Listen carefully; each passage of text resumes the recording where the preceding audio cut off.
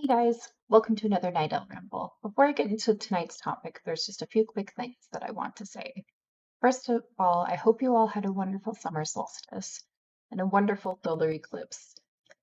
I personally had a lot of connection to all of that powerful energy, especially with the moon being a Cancer.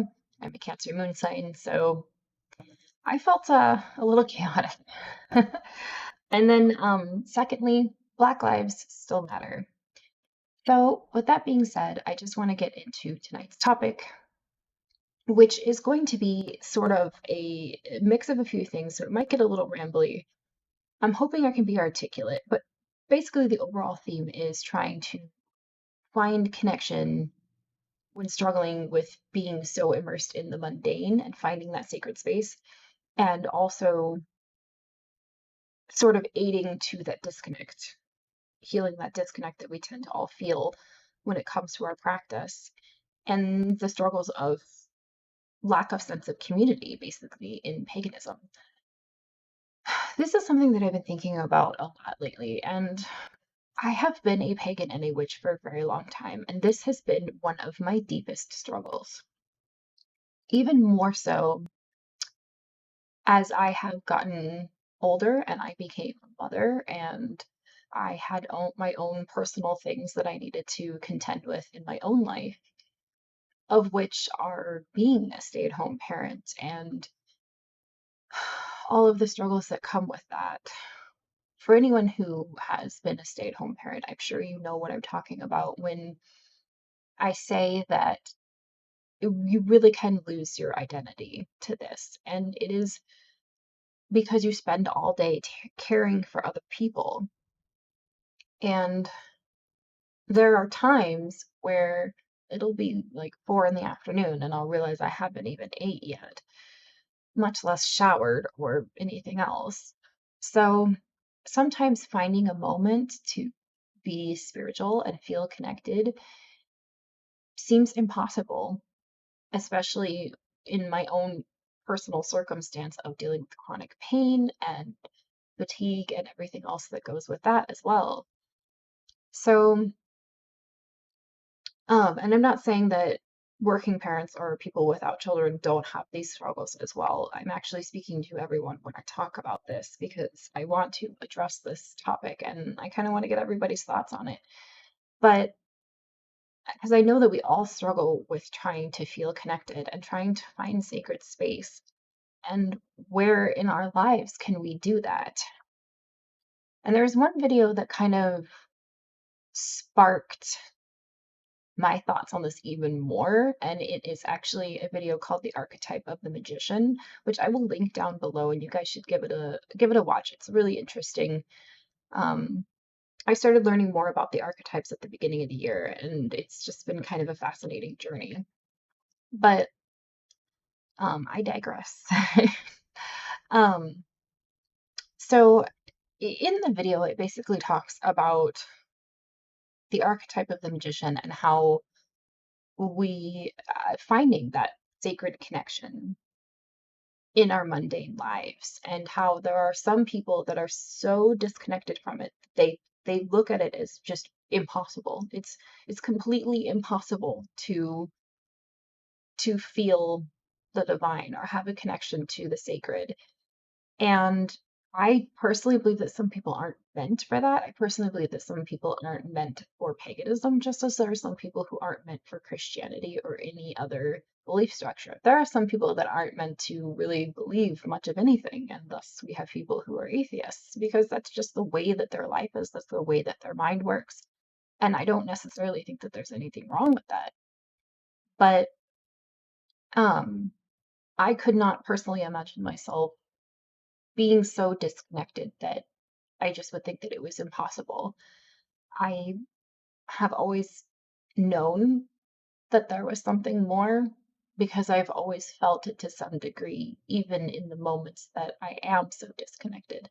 But I give myself a considerable amount of grief because of it, especially as I have become pagan and as I have developed more of a connection with personified deity. I have to, one of the shadows that I carry when it comes to my spiritual practice is I have to let go of the concept that paganism should be compared to Christianity. I I went for years when I first stepped into this path. I would spend so much time defending paganism to the point of trying to prove that it was nothing like Christianity. And for that very reason, I completely pushed away from the concept of personified deity because I was afraid that someone from the outside would say, "What's so different from believing in, Freya versus Jesus?" And in all reality, yes, there are differences, of course, but to an outsider, maybe it doesn't look different.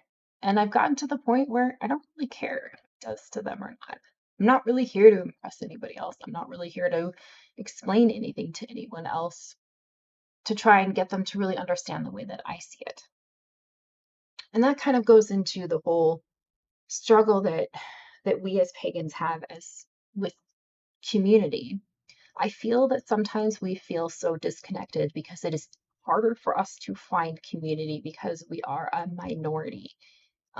minority belief structure, spirituality, spiritual practice, whatever you want to, whatever title you want to throw on it. The truth is that we are, and there are more and more pagans. There's actually a considerable amount of us. I think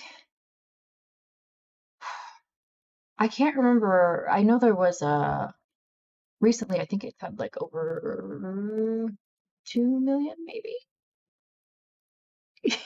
Don't quote me on that. But I do remember seeing something within the last few years of how paganism was on the rise, which was fascinating.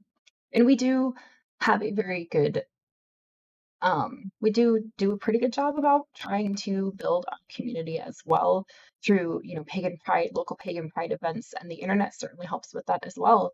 But I still feel it is more difficult to find other like-minded people because it is still a minority, and because I think a lot of us do still carry the worry that someone's going to turn to us and tell us that we're evil, we're going to hell, or that people just don't understand. And like I said, not everybody's meant to be pagan. Not everybody's meant to understand.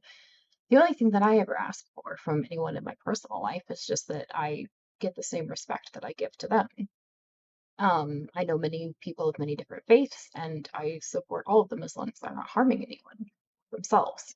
It's basically my, you know, general foundation.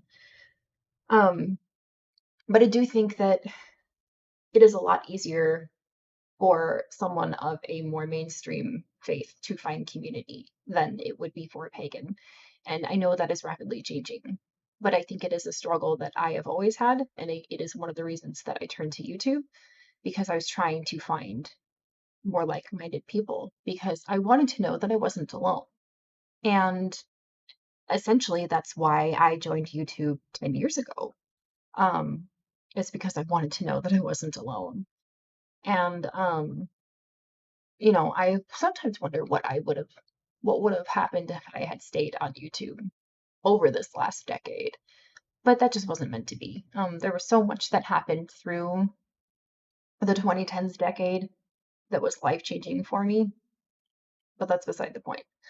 Um, so, I think that some of the other struggles that I find personally with trying to have feel that connection to the sacred is because I am kind of in the thick of it when it comes to being a parent and having young children and feeling exhausted all the time and having chronic illness to contend with and dealing with my own health and trying to find space for just myself. So, how do we change this? What do we do? And that is something I've also been thinking about. Sometimes I honestly think that if I lived further out of the city, maybe that would change for me. Maybe I would feel more connected to the sacred, or maybe not. I don't really know. I've always grown up in suburbia, but I'm from Washington State, and to me, Washington State is a very spiritual place. And I do think that Minnesota is too. I think Minnesota has a lot of very spiritual areas for sure, but it feels different to me because of my own perception and my own experiences. And I think that I just tend to miss. the place that makes me feel the most sacred when I am trying to connect and move from mundane to sacred. Sometimes I envision um, the North Cascades with big tall cedars and the smell of them, and just because that's what my brain immediately connects to, or the Pacific Ocean, because that's what that's what does it for me. But how to change this on a consistent level is something that I wish I had more of an answer to share. The only thing that I can really leave you guys with that I'm starting to understand is that the line between the two is not as thick as we think. And I honestly am starting to believe that that line between the sacred and the mundane is really more fluid. It's just tapping in that can be the issue. It's really trusting yourself to your experiences and the messages that you can potentially receive from deity or spirit or whatever you are working with, and trusting your own intuition, even making a little bit of time here and there, even if you're standing outside watching your children play in the yard, as I do every day. Take a deep breath and listen to everything around you, and you'll start to understand that that line is not as solid as you think it is.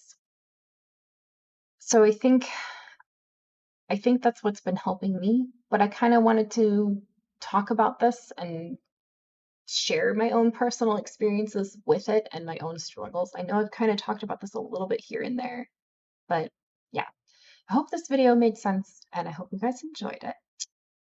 Thank you for watching, and as always,